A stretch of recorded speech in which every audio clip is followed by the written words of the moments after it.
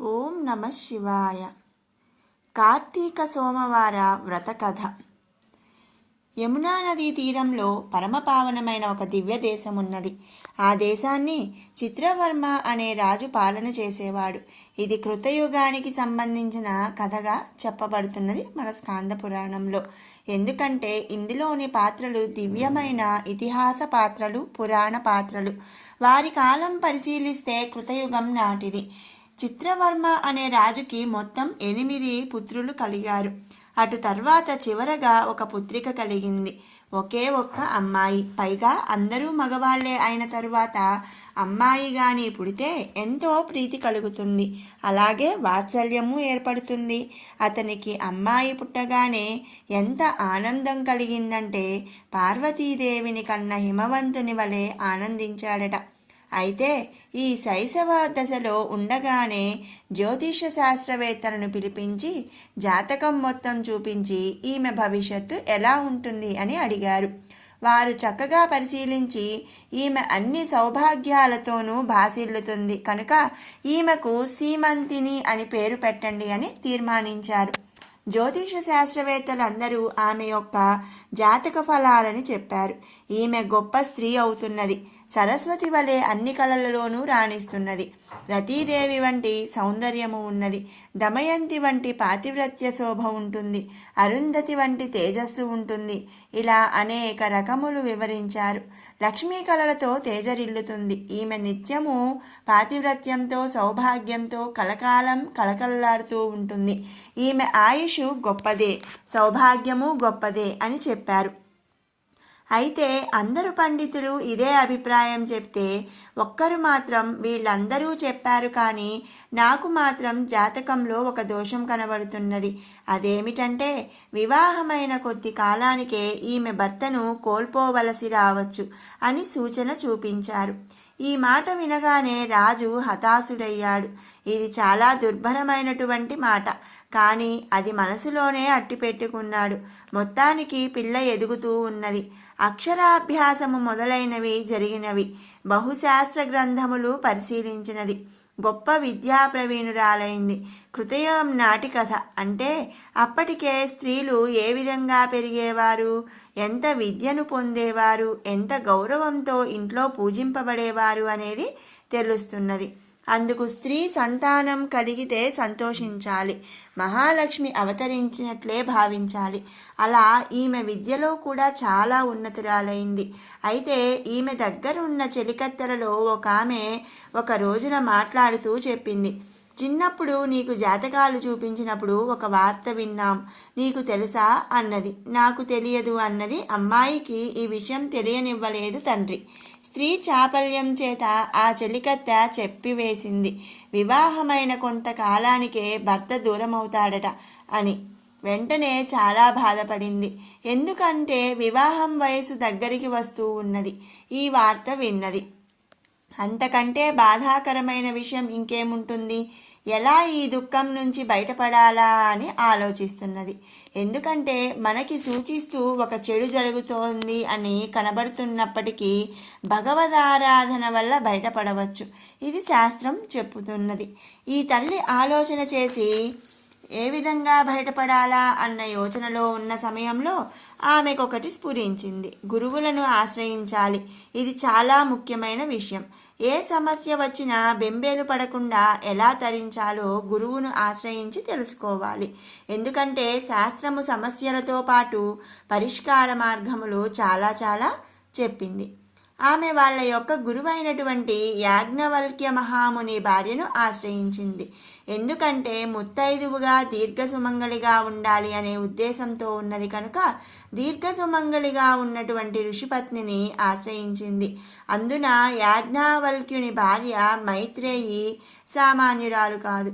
ఉపనిషత్తులలో ఈమె గురించి చెప్పబడుతున్నది. గొప్ప బ్రహ్మజ్ఞాన సంపన్నురాలు. అలాంటి ఆ మైత్రేయి వద్దకు వెళ్ళింది. గొప్ప గొప్ప వ్రతములని శ్రమతో నియమంతో చేసి శివుని మెప్పించినటువంటి ఆ పెద్ద ముత్తైదువ అయినటువంటి ఆ మైత్రేయిని ఆశ్రయించింది. అప్పుడు మైత్రేయి, తల్లి ఏమిటి నీ కోరిక అంటే ఆమె పాదములను నమస్కరించి అడుగుతున్నది. గురువును ఆశ్రయించేటప్పుడు ఎంత వినయంగా అడగాలో ఈ తల్లి దగ్గర నేర్చుకోవాలి. ఏ సత్కర్మ చేయటం వల్ల చక్కని సౌభాగ్యం వర్ధిల్లుతున్నదో, దీర్ఘ సుమంగళీత్వము లభిస్తున్నదో ఆ విధమైన సత్కర్మము నాకు ఆనతివ్వు. ఎందుకంటే బహుశాస్త్రములు తెలిసిన దానవు. గురువు ద్వారా వచ్చిన ఉపాయాన్ని ఆచరించిన వారు ధన్యులవుతారు. కనుక శరణ్యమైన నిన్ను శరణు వేడి అడుగుతున్నాను. కరుణించి దీర్ఘ సుమంగళి అగునట్లు అనుగ్రహించవలయు అని అడిగింది. అప్పుడు మైత్రేయి చెప్తున్నది. కొంతసేపు ఆలోచించి శాస్త్రములన్నిటినీ మననం చేసుకొని సరి అయిన ఉపాయాన్ని చెప్తున్నది. ఓ రాజకన్య విను. శ్రీగౌరిని శాంకరిని నీలకంఠయుతముగా ఆరాధింపము.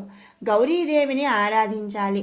ఎలాగా అంటే నీలకంఠుడైన పరమేశ్వరునితో ఉన్న గౌరీదేవిని ఆరాధించాలి. అక్కడ పెద్ద మొత్తైదువ గౌరీదేవి. రుక్మిణీదేవి కూడా భవసమేతమైన భవానీదేవిని ఆరాధించినట్లు భాగవతం చెప్తున్నది. ఆ విధంగా ఆ తల్లిని ఆరాధించితే ఆపదలు భయాలు తొలగిపోతాయి. పైగా శుభ్రమైన శుద్ధ వస్త్రాలను ధరించి ప్రాతకాల పూజ చేసి అటుపై పగలంతా నియమనిబద్ధంగా శివస్మరణ చేసుకుంటూ అంతరింద్రియ బహిరింద్రియాలను నిగ్రహించుకోవాలి. వాక్కుని నిగ్రహించుకోవాలి. కోపం పనికిరాదు. అనవసరపు మాటలు కూడదు. నిందావాక్యములు కూడదు. ఇవన్నీ కూడా నియమములు. శివ సంబంధమైన శాస్త్రములు ఏమి చెప్పాయో తెలుసుకొని కపటములు లేని హృదయంతో ఆరాధన చేయాలి. ఈ ఆరాధన చేసినప్పుడు శివాష్టోత్తర శతనామములు చేయాలి. అలాగే గౌరీ అష్టోత్తర శతనామం కూడా చేయాలి. ఉభయాలను కలిపి ఆరాధన చేయాలి. పూజానంతరమున పవిత్ర జీవనం గడిపే వారికి భోజనం పెట్టి ముత్తైదువులకు పసుపు కుంకుమలు అందించి వస్త్రములిచ్చి ఆరాధించాలి. ఇలా చేస్తే ఇవి చేసేటప్పుడు ఏవైనా ఆపదలు రావచ్చు, ఏవైనా సమస్యలు రావచ్చు. అయినప్పటికీ చలించరాదు సుమా. ప్రారబ్ధం తప్పించుకోవాలని చేసే వ్రతములలో పరీక్షలు ఎక్కువ ఉంటాయి. వాటిని తట్టుకోవాలి. పట్టుదలతో ఆచరిస్తే శుభం కలుగుతుంది. ఇలా చేసినటువంటి వారికి భవానీ శంకరుల ప్రసాదం వల్ల ఆపదలనే సముద్రాన్ని సులభంగా దాటిపోతావు. ఇష్టం కానిదనేది ఏదీ జరగదు కదా. ఇది శివపూజా మహిమ సుమా. శివపూజ మహిమ వల్ల ఎలాంటి సంకటం నుంచైనా బయటపడతారు అని చెప్పగా తనకు ఉపదేశం చేసినటువంటి గురుస్వరూపిణి అయిన మైత్రేయికి పునః ప్రణామాలు చేసి వ్రతాన్ని చేపట్టింది. అప్పటికి వివాహం కూడా నిశ్చయం కాలేదు. కన్యగా ఉన్నప్పుడే గురువుల ద్వారా గ్రహించి వ్రతాచరణ చేయడం మొదలుపెట్టింది. నిత్యం సోమవార వ్రతం చేస్తున్నది. ఈ లోపల తండ్రి చక్కని ఒక సంబంధాన్ని తీసుకువచ్చాడు.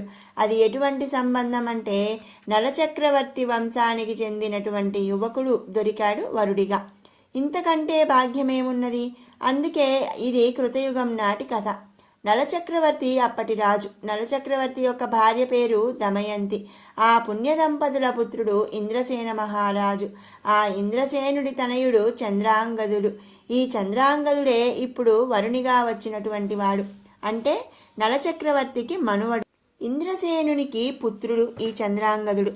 పైగా అద్భుతమైన సౌందర్యం కలిగినటువంటి వాడు. ఆ సంబంధం వచ్చింది, నిశ్చయమైనది. వివాహం జరిగింది. వివాహం జరిగిన కొద్ది రోజులకే యమునలో విహరించాలని కోరిక పుట్టింది. దానికి తగ్గ ఏర్పాటు చేశారు మామగారు. దానితో యమునా నదీ తీరము నందున్న తోటలంతా విహరించి యమునలో నౌకా విహారం చేశాడట.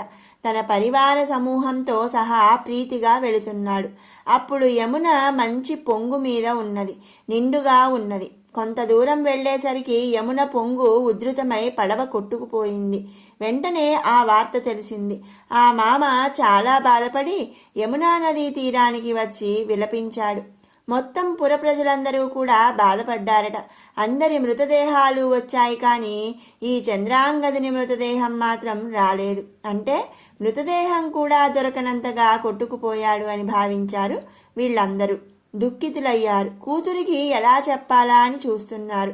మృతదేహమా కనిపించలేదు, కానీ మరణించాడు అతను అనడానికి సంపూర్ణమైన ఆధారాలు కనబడుతున్నాయి. ఈ మాట చెప్పలేక చెప్పినప్పటికీ గురువాక్యములయందు విశ్వాసం చేత, భగవంతుని యందు శ్రద్ధ చేత ఇది ఒక కష్టం వచ్చినప్పుడు కూడా చలించకూడదు అని చెప్పినది కనుక గురువాక్యాన్ని ఆధారం చేసుకొని శివారాధన కొనసాగిస్తున్నది. ఈ వార్త తెలిసిన ఇంద్రసేన మహారాజు చాలా దుఃఖితుడయ్యాడు. అతని బాధ చెప్పలేనంత. ఎందుకంటే కన్న తండ్రి కదా. ఆ బాధతో అతడు రాజకార్యములను కూడా విస్మరించిన దశను గమనించి దాయాదులు అతనిని బంధించి చెరసాలలో పెట్టి రాజ్యాన్ని కైవసం చేసుకున్నారు. ఈమె మాత్రం చెక్కు చెదరకుండా శివారాధన చేస్తున్నది. అలా 3 సంవత్సరాలు గడిచాయి. యమునా నదిలో మునిగిపోయిన చంద్రాంగదుడు చిత్రంగా ఆ నది యొక్క లోతులోకి వెళ్ళిపోతుండగా కొందరు నాగకన్యలు అక్కడికి వచ్చారు. ఆ దివ్యమైన యమునా నది లోపలి భాగాలలో మునిగిపోతుంటే చూసి పట్టుకొన్నారుట.